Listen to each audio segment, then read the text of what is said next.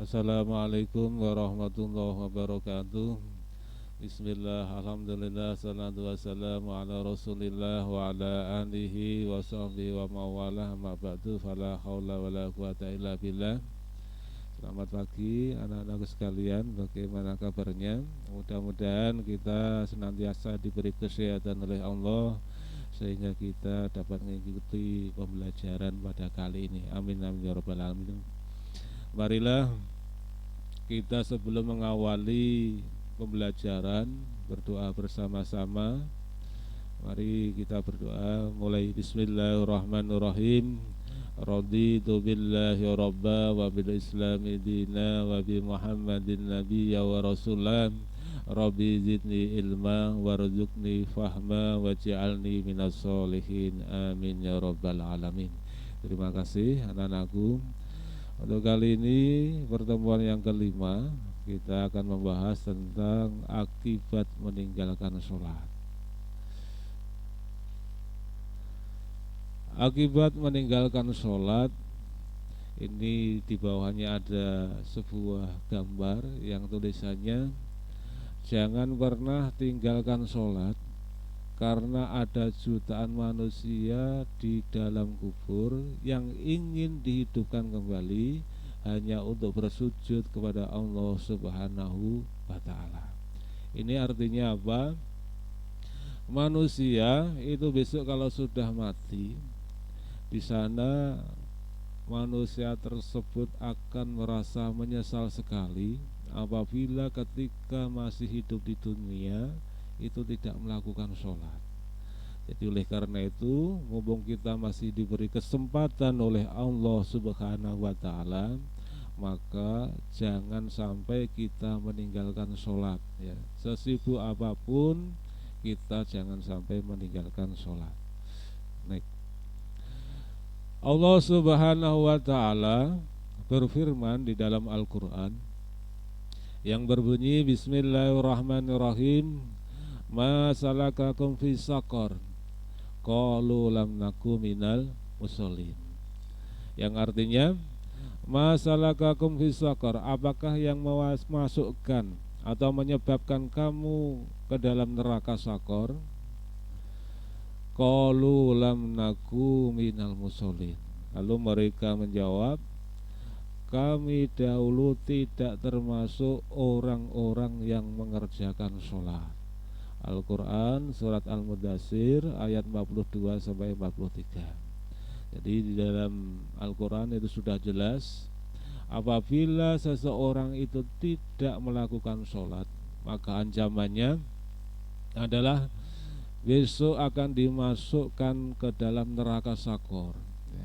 Oleh karena itu, supaya kita tidak dimasukkan ke neraka Sakor, maka mulai sekarang kita harus istiqomah dan membiasakan diri untuk melaksanakan sholat 5 waktu. Baik.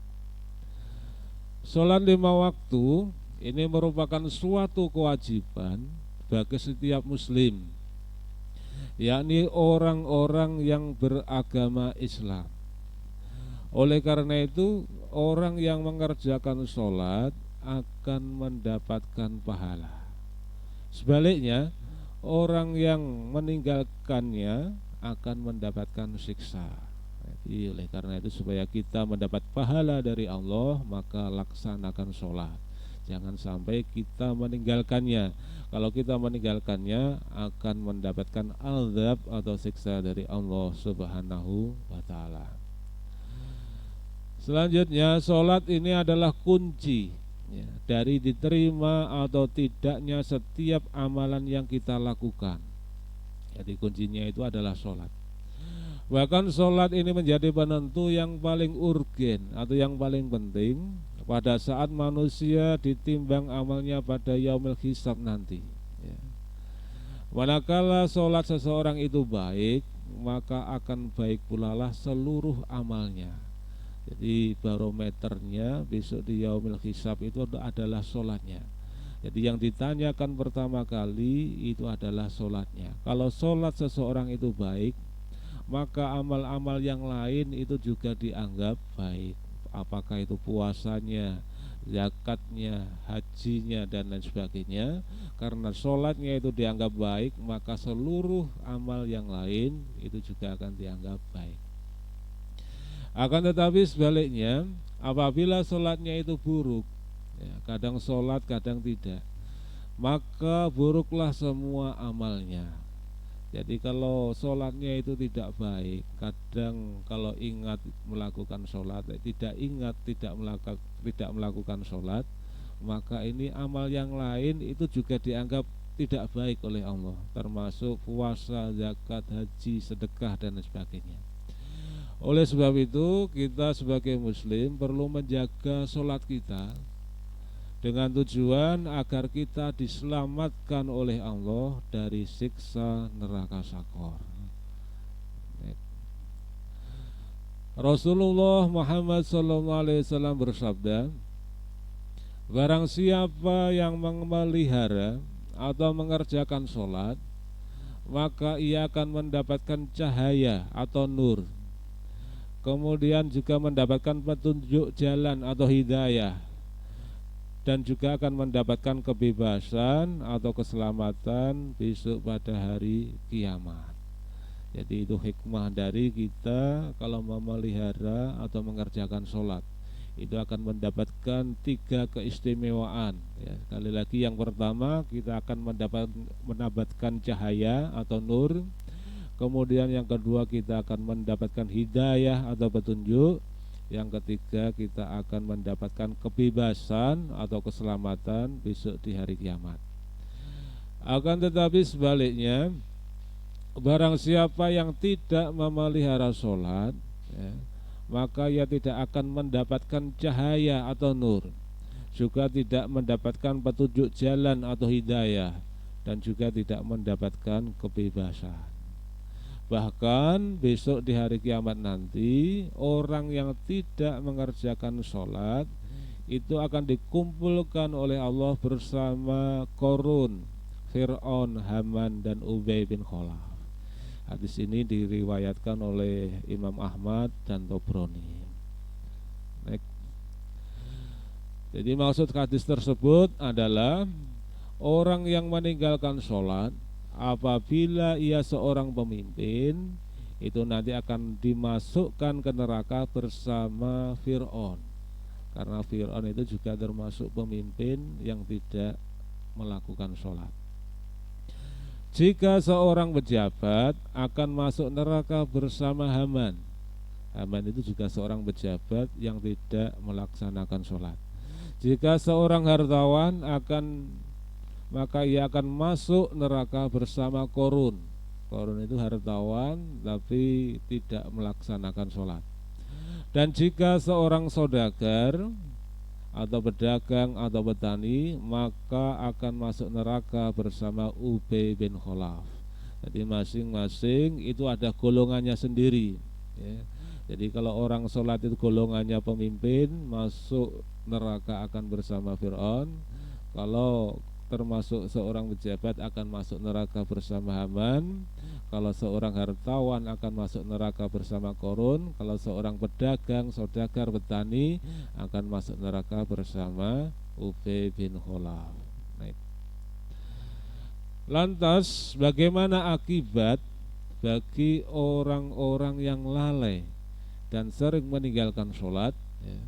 Berikut ini ada beberapa siksa yang akan dialami bagi orang yang meninggalkan sholat, baik nanti siksa di dunia dan juga di akhirat.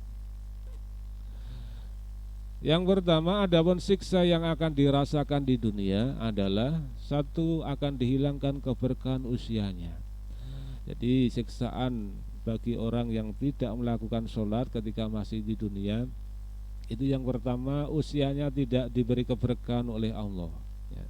Jadi kadang usianya panjang tapi nilai-nilai kemanfaatannya itu tidak ada, sehingga usianya itu tidak berkah. Kemudian yang kedua, akan dihapus aura orang soleh dari wajahnya. Jadi setiap orang itu mempunyai aura di dalam wajahnya. Makanya antara aura orang soleh dan tidak soleh itu tidak sama. Sehingga apabila orang Islam tidak melakukan sholat, itu aura wajahnya itu sudah kelihatan jauh dari nilai-nilai orang soleh. Kemudian yang ketiga, setiap amal kebaikan yang ia kerjakan tidak akan dijadikan sebuah pahala oleh Allah Subhanahu wa Ta'ala. Jadi karena orang tersebut tidak melaksanakan sholat, ya, maka amal kebaikannya apapun itu bentuknya itu tidak ada nilai pahalanya di pandangan Allah Subhanahu wa Ta'ala, dan ini sangat kita hindari kalau bisa. Selanjutnya, yang keempat, siksaan bagi orang yang tidak melaksanakan sholat, yaitu doanya tidak akan diangkat ke langit atau tidak diijabah oleh Allah, ya. Kalau kalian tidak sholat, sampai berdoa bagaimanapun bentuknya, ya, doa kalian tidak akan diijabah oleh Allah Subhanahu wa Ta'ala. Kemudian yang kelima, tidak ada bagian doa orang soleh untuk orang yang meninggalkan sholat. Setiap orang soleh itu biasanya habis sholat berdoa. Contohnya, Allahumma ighfir lil muslimin wal muslimat wal mu'minin wal mu'minat. Ya Allah, ampunilah dosa-dosa orang Islam, baik laki-laki ataupun perempuan, dan juga ampunilah dosa-dosa orang yang beriman, baik laki-laki ataupun perempuan. Nah, ketika ada orang soleh doa semacam itu, maka orang Islam yang tidak melaksanakan sholat tidak akan mendapatkan bagian dari doa orang soleh tersebut, ya. Dan ini sangat disayangkan. Oleh karena itu, mumpung kita masih diberi kesehatan oleh Allah, diberi umur oleh Allah, maka gunakanlah umur kalian, waktu kalian untuk melaksanakan sholat. Selanjutnya, demikian nanti apabila kalian sudah mempelajari materi kali ini, nanti ada tugas yang akan saya share ke grup masing-masing, ya. Jadi nanti tolong dikerjakan sesuai dengan kemampuan kalian. Demikian, sebelum kita akhiri, mari kita membaca hamdalah. Alhamdulillahirabbil alamin, walafu minkum. Wassalamualaikum warahmatullahi wabarakatuh.